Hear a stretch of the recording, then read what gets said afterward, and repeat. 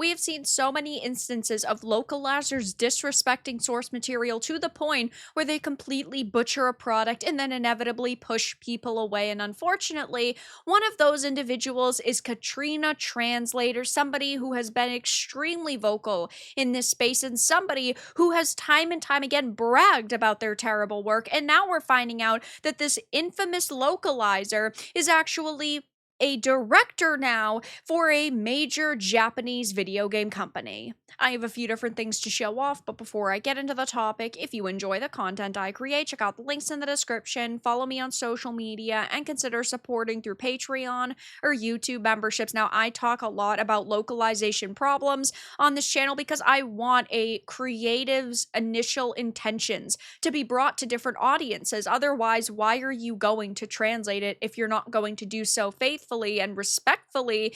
And these people feel like they know what is best, and when something bothers them, they will alter it. I mean, Katrina here has admitted multiple times that because a piece of dialogue or a piece of information in a game was something that they thought could upset Western audiences and something that people could take offense to, they've changed it, which is totally unacceptable, at least in my opinion. And now we're finding out that this person is now a director at a major Japanese video game company. Now, we do not know exactly which one, though there is a little bit of speculation. But before I get into that, if you don't know their history, we would be here all day if I went through it. Western Localizer proudly brags about butchering Sentai Filmworks' English localization of 2.5-dimensional seduction. Of course, you know exactly who this is. So excited to be working on this one as an ex-competitive cosplayer who's still very much involved with the current competitive cosplay scene. It's so much fun getting to work on a series that takes sexy cosplay seriously now. I'm not trying to be the bearer of bad news. I'm not trying to be that really mean person, but there's only a couple types of characters that this person could cosplay, and I don't necessarily know if any of those would be described as sexy. Regardless, though, the premiere of their work on 2.5-dimensional seduction soon drew a wave of outrage from audiences, their frustrations peaking due to yet another being denied another faithful translation of a Japanese work.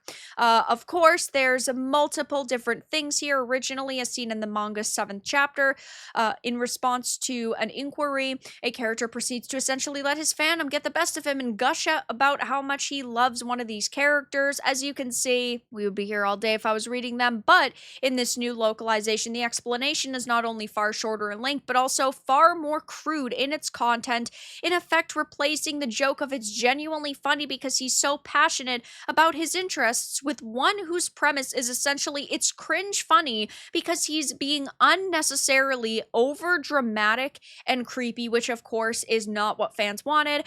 This same Western localizer bragged about deliberately botching High Dive's English subtitles for My Life as Inuki-san's Dog.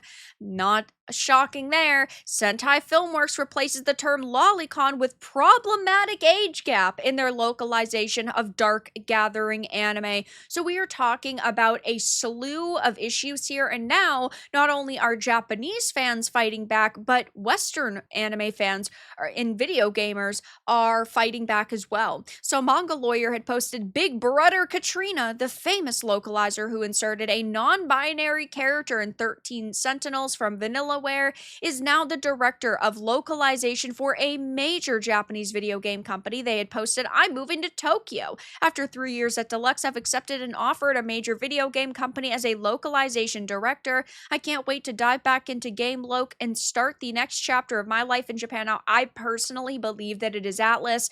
That is one of the major companies they have been working with on several projects actually over the past couple of years. So I believe that is where this person has gone. There's no confirmation of that. That is just my opinion. That is just my take, judging by the work that they've done recently. But some advanced Japanese learners here already know what Katrina did. But for newcomers, the character is just a cross-dresser. Something Sega could be the next company. That also is a possibility. Remember, Japanese companies now make games for global audiences, so they self-censor Japanese script and text too. On the left is English, which it says, let's say some binaries work for me and others don't.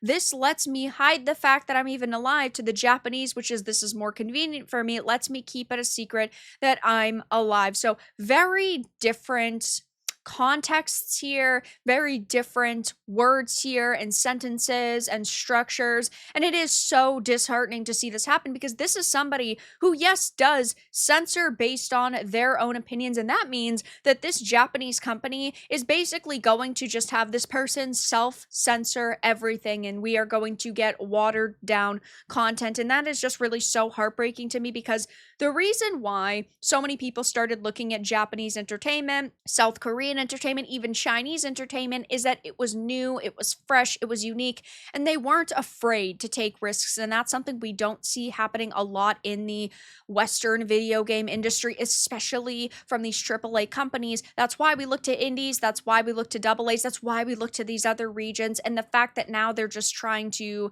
follow in the AAA companies' footsteps and they want to appeal to global audiences is really just such a major red flag that now every single time a game like this comes out, we're going to have to question who was behind it, what were their intentions, is this faithfully and respectfully adapted, and that really isn't going to be the case. When will we find out who this person now works for? I'm not sure. I haven't been able to find like any solid information on who actually hired them, though. I mean, one would assume it's one of these companies they've worked with in the past, like Sega or Atlas, and that's just really sad to me and clearly a lot of other people. Makes you wonder if any of these studios do any research and background on who they're hiring. Probably not. They probably just assume that if this person is in the industry and they are getting hired for different projects pretty consistently, that they're a-okay to work with.